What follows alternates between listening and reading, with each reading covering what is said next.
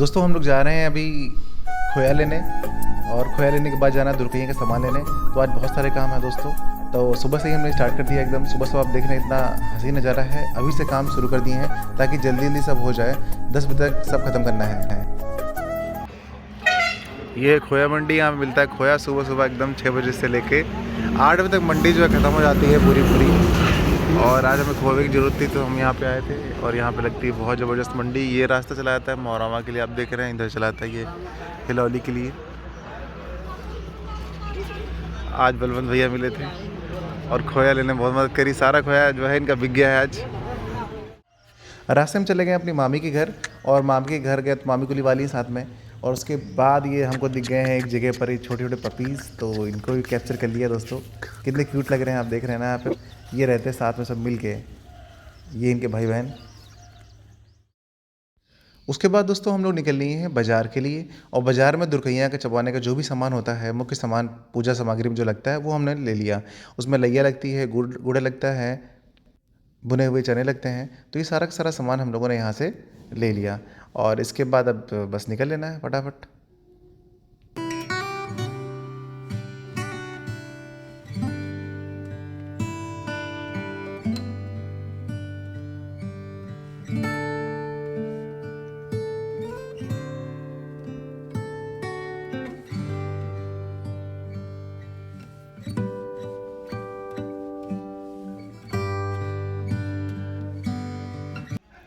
Hello दोस्तों, आज ना हमारे यहाँ दुर्गैया चबाई जा रही हैं, तो आज बहुत ही अच्छा माहौल है। आज बहुत सारे लोग आ चुके हैं, गांव के सब लोग होते हैं सुबह।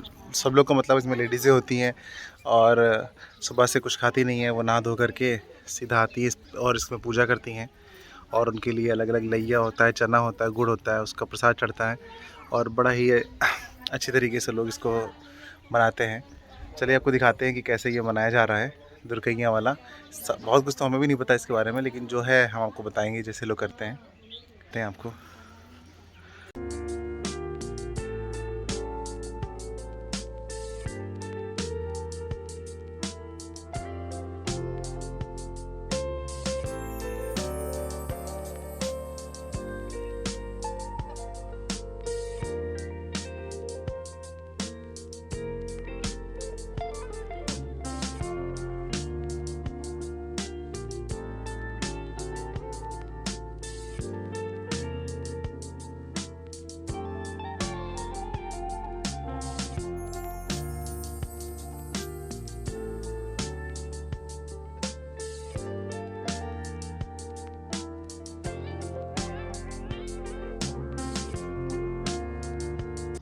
तो साथियों, जैसा कि आप देख रहे हैं, आज हमारे यहाँ दुर्गैया चबाई जाने की तैयारी जो है बहुत अच्छी चल रही है। और इसकी कुछ खास विधियाँ होती हैं, कुछ खास अपने पुराने रीति रिवाज होते हैं, तरीके होते हैं। तो उस तरीके से ये लोग अपना पूजन करते हैं। थोड़ी बहुत चीज़ें मैंने भी देखी हैं और सीखी हैं पुराने टाइम से, तो मैं आपके साथ शेयर करता हूँ। इसमें होता क्या है दोस्तों, गाँव की 7 महिलाओं को बुलाया जाता है, जिसमें से एक महिला विधवा होती है। आज हमारे यहाँ 2 बच्चों की दुर्गैया चबाई जा रही हैं, इसलिए इसमें कुल 14 महिलाएँ हैं, और उसमें से 2 महिलाएँ जो हैं वो विधवा हैं। तो इसकी कुछ ख़ास बातें होती हैं, उनमें जैसे कि है कि जो पूजा होगी वो महिलाएं नहा धोकर उपवास रख करके अपने बालों को धो करके आएंगी। जिसके यहाँ ये पूजा होती है उसके यहाँ पहुँच करके एक दूसरे के पैरों में रंग लगाती हैं। रंग लगाने के बाद एक जगह निर्धारित करते हैं जहाँ पर ये पूजा की जाएगी। तो उस जगह पर बीच में कलश रखते हैं, कलश के पास 7 पिंडियाँ रखते हैं। हमारे यहाँ 2 आज दुर्गैया चबाई जा रही हैं बच्चों की, तो यहाँ पर 7-7 पिंडियाँ रखी गई हैं। उन पर सिंदूर से तिलक किया जाता है, और फिर सभी महिलाओं का जो है वो प्रसाद उनके सामने रख दिया जाता है। प्रसाद जो मुख्य होता है इसका, वो होती है लैया, गुड़ और चना। ये इसका मुख्य प्रसाद होता है इस पूजन का। उसके बाद सबसे पहले जो पूजा करा रहा होता है उसकी कोंच भरी जाती है। उनकी कोच भरने के बाद बाकी सभी महिलाएं एक दूसरे की कोच भर लेती हैं, और कोच भरने के बाद वो प्रसाद को अपनी कोच में रख करके अवसान माई को याद करते हैं। अवसान माई की बहुत सारी कहानियाँ कथाएँ प्रचलित हैं, उनमें से एक कहानी मैं आपको सुनाता हूँ। एक बार अवसान माई धरती पर प्रकट हुई, और ये देखनी है कि क्या लोग उनकी भक्ति पूजा करते हैं कि नहीं। तो उन्होंने चारों तरफ देखा, उनकी भक्ति की जाती है, उनकी पूजा की जाती है, लोग दुर्गैया चबवाते हैं, तो उन्हें याद करते हैं। माता बहुत प्रसन्न हुई और वापस अपने लोग जाने लगी। जब वापस जाने लगी तभी माता ने देखा कि पीपल के पेड़ के नीचे एक औरत फूट फूट कर रो रही है। तो माता एक बूढ़ी औरत का भेष बदल करके उस औरत के पास गई और जाकर पूछा, बेटी तुम क्यों रो रही हो? तो पहली बार में तो उस औरत ने कोई जवाब नहीं दिया। दोबारा फिर पूछा, बेटी तुम्हें क्या दुख है? तुम इतना क्यों रो रही हो? तो उस औरत ने कहा, हे बूढ़ी माँ, आप मेरा दुख नहीं समझ सकती। तो बूढ़ी माई ने कहा, बेटा एक बार बताकर तो देखो क्या दुख है? तो उस औरत ने बताया, हे बूढ़ी माई, मेरी शादी के 10 वर्ष बीत चुके हैं, मुझे अभी तक कोई संतान नहीं हुई है। गांव की औरतें ताना मारती हैं, अब तो मेरे घर में मेरे सास ससुर भी मुझे ताना मारने लगे हैं। ये सारी बातें सुन करके बूढ़ी औरत बोलती है, सुनो बेटा, जो भी मैं कहती हूँ अक्सर वो सच हो जाता है। तो मैं कहती हूँ कि तुम्हें 1 वर्ष में एक सुंदर संतान होगी, लेकिन जब तुम्हें एक सुंदर संतान हो जाए तो तुम अवसान माई की पूजा करना और दुर्कइयाँ चबवाना। ये बात सुन करके वो औरत बूढ़ी माई के पैर छूती है और अपने घर चली जाती है। 1 वर्ष में उसे एक सुंदर संतान भी होती है। जब उसका पुत्र 2 महीने का होता है तो उसे याद रहता है कि मुझे दुर्कइयाँ चबवानी है, अवसान माई की पूजा करनी है, लेकिन वो धीरे धीरे भूल जाती है। और जब 1 वर्ष बीत जाता है, 2 वर्ष बीत जाते हैं, तो गांव में किसी दूसरे घर में दुर्कइयाँ चबवाई जाती हैं, तो उसे फिर से याद आता है कि हाँ, मुझे तो दुर्कइयाँ चबवाना है, अवसान माई की पूजा करनी है, लेकिन फिर से गृहस्थ जीवन में व्यस्त होकर के वो भूल जाती हैं।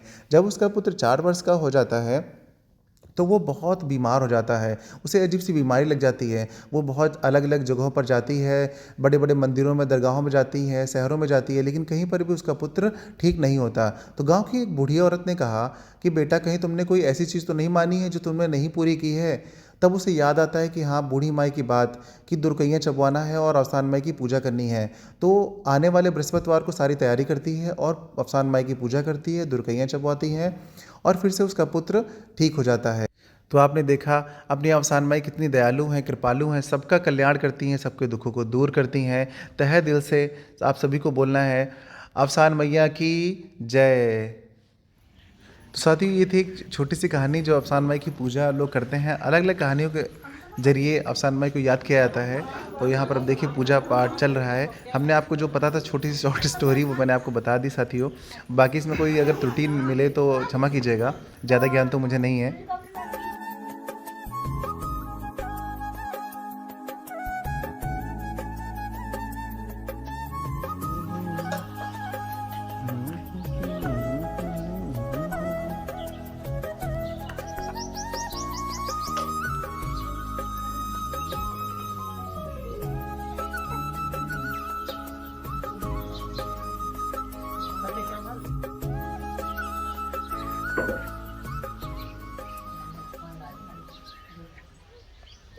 दोस्तों, आप यहाँ पे देख रहे हैं कि पूजा जो है वो चल रही है और मिष्टी जो है अपने ही मस्ती में है और चुपके चुपके गेहूँ खेलने को मिल रहा है उनको। उधर पूजा चल रही है, यहाँ पर कोई भी इन पे ध्यान नहीं दे रहा है।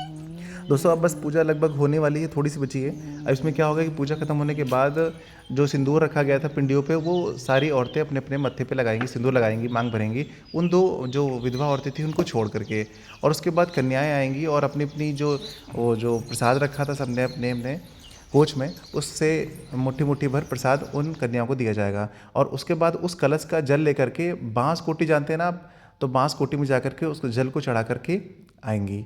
तो इस तरीके से पूजा पूरी संपन्न होगी और जो औरतें हैं, बड़ी औरतें हैं, वो आशीर्वाद देंगी और उनकी जो छोटी औरतें हैं, छोटी मतलब उम्र वाली, छोटी पद वाली, वो उनका पैर छू करके आशीर्वाद लेंगी। तो इस तरीके से पूरी पूजा दोस्तों समाप्त हो जाएगी।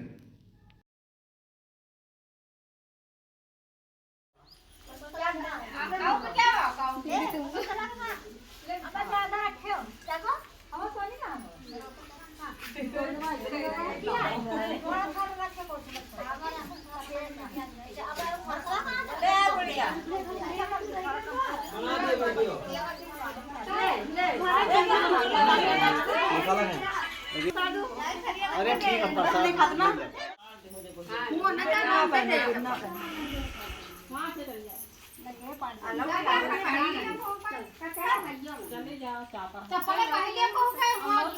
ऐसे लोग जा रहे हैं।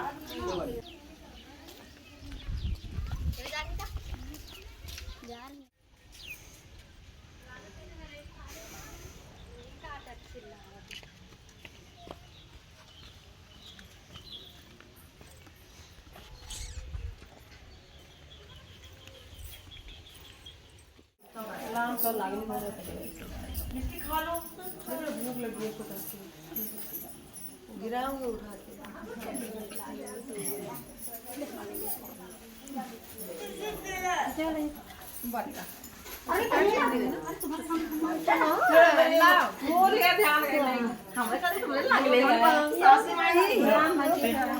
हमको छूने की नहीं जुआनी। हमको छूने पे किसी के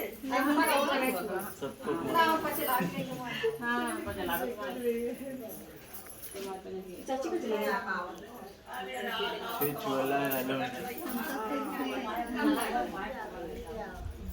हमको छूने ही नहीं है तो फिर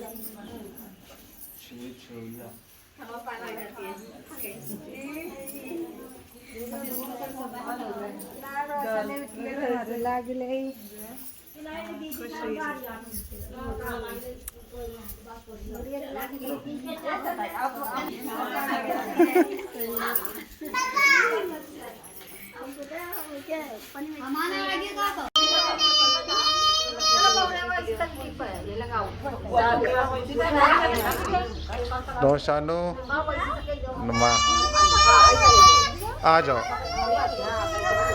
आओ आ जाओ आ जाओ आओ।